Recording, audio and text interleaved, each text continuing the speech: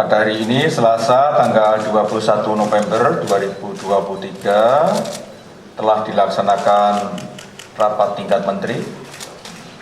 Blended, ada yang ikut secara langsung, yaitu Bapak Kepala BNPB dan juga dari wakil-wakil dari kementerian terkait. Ini ada Pak Dirjen Peternakan, ada Pak Deputi Kemenko PMK, ada Kementerian Luar Dirjen Kementerian Luar Negeri. Ada 3 isu yang kita rapatkan sekaligus karena ini terkait dengan tugas kewenangan dari BNPB. Yang pertama yaitu penanganan rabies, penyakit rabies khususnya di Provinsi Nusa Tenggara Timur. Kemudian yang kedua, rencana pengiriman bantuan kemanusiaan bencana gempa bumi di Afghanistan.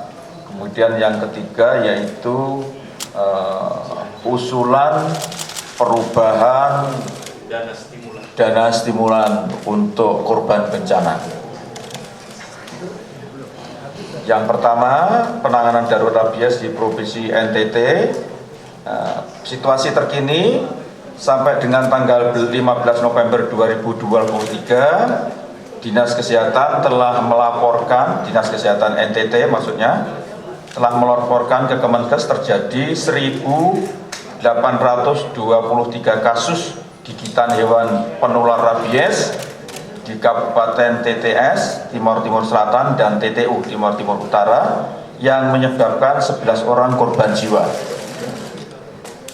Kemudian hasil RTM, BNPB segera menetapkan status penanggulangan bencana dalam keadaan tertentu sebagai dasar penanganan kejadian luar biasa dan darurat rabies di Provinsi NTT.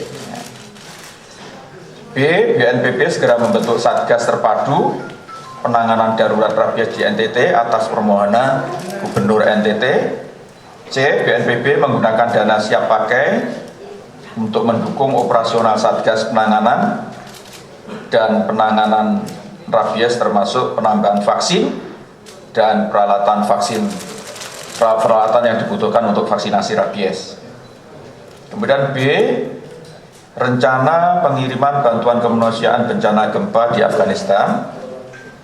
Pertama, situasi terkini, ada sebanyak 1.480 orang meninggal, 1.950 orang luka-luka, serta 43.000 orang terdampak langsung akibat gempa. Sekitar 114.000 orang diantaranya membutuhkan bantuan kedaruratan. Dan hasil rapat tadi, pengiriman bantuan kemanusiaan bernilai strategis bagi Indonesia untuk menunjukkan komitmen kemanusiaan dan citra baik di mata internasional.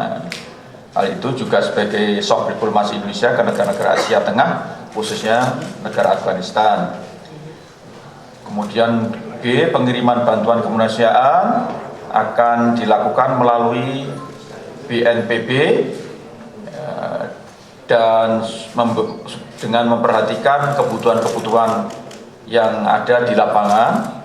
Dan ini sudah kita koordinasikan antara Kementerian Luar Negeri, kemudian dari BNPB dan Kementerian Kesehatan mengenai apa saja yang dibutuhkan untuk mereka yang terdampak korban bencana.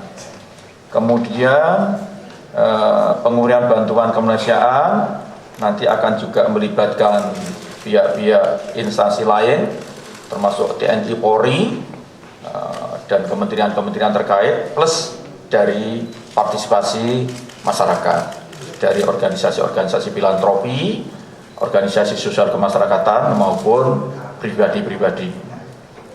Kemudian pengiriman tim kemanusiaan agar mempertimbangkan posisi diplomasi di Indonesia, mengingat saat ini Indonesia hanya membuka kantor kuasa usaha ad interim di Afghanistan.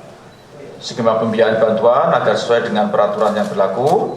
Kemudian kebutuhan mendesak yang teridentifikasi saat ini adalah emergency shelter dan non-food items, termasuk blankets dan hygiene kits. Pihak ketiga sebagai lembaga penyalur bantuan bisa melalui UN-OCHA atau Pakistan Red Cross. Pakistan. Afghanistan Red Cross, melalui Afghanistan Red Cross. Kemudian TNI Polri nanti akan mengkoordinasikan juga bantuan yang telah menyiapkan fasilitas alutsista serta personil dan menunggu arah dari Bapak Presiden. Saya kira itu. Oh ini, ya. Untuk perubahan pembiayaan, jadi berdasarkan pengalaman dari bencana di Cianjur, memperhatikan waktu itu arahan dari Bapak Presiden, maka akan ada perubahan bantuan stimulan dari yang nanti akan dikeluarkan dari dana siap pakai BNPB itu untuk rumah rusak berat yang semula itu nilainya 50 juta nanti akan dinaikkan menjadi 60 juta. Kemudian untuk yang rusak sedang dari 25 juta naik menjadi 30 juta, sedangkan yang rusak ringan dari 10 juta menjadi 15 juta.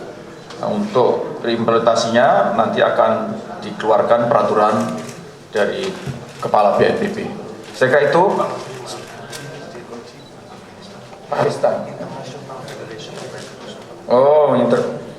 Ini diralat dari Pak Dirjen. Jadi bukan Afghanistan Red Cross, tapi International Federation Red Cross. Ya.